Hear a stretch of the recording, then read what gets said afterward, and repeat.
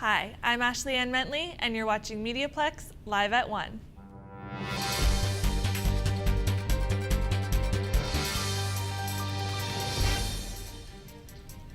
Windsor has a new Chief Administrative Officer. Former Treasurer Honorio Colucci took the reins last week, but he says it's staying status quo at City Hall. Sean Preble reports. Is it that item? Yes. I would defer to the city engineer. After 6.5 years, there's a familiar face taking over as the city's chief administrative officer. He's taken part in meetings, budgets, and more, and now former Treasurer Honorio Colucci is taking his seat as CAO. Employed by the city since 1984, Colucci has held several financial roles. He says his new job means new commitments.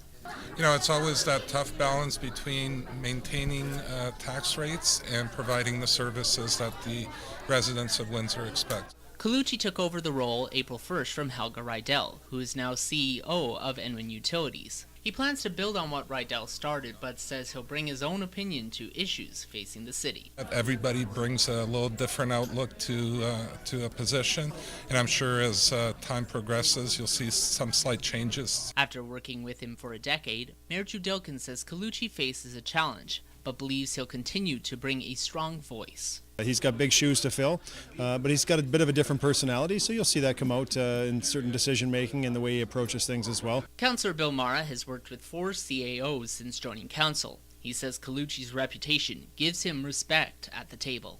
He's a man who's deemed to be a very ethical man, very values-based. He doesn't sugarcoat things. He's a very candid and honest man, full of integrity. It was a short first meeting as CAO for Colucci, only 20 minutes. And he joked it was like a meeting on training wheels, but acknowledged next time would be different.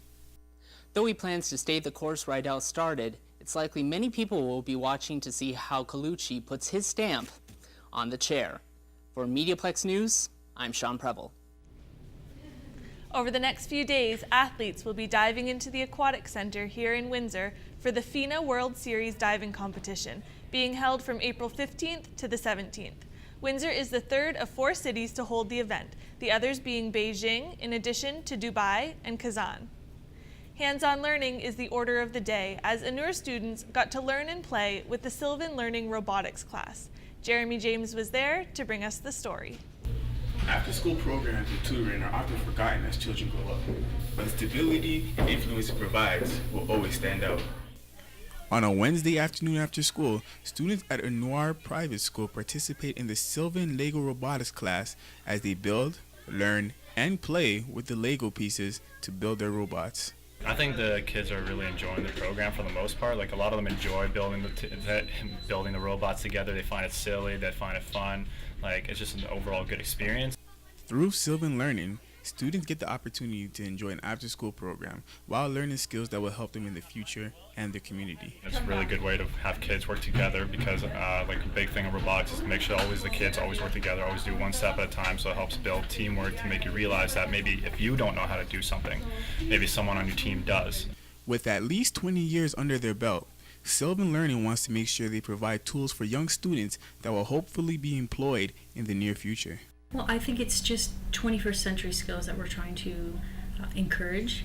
These are jobs that these young children will have open to them. Although open to students young and old, Sylvan Learning believes in developing children to further their knowledge and skill sets.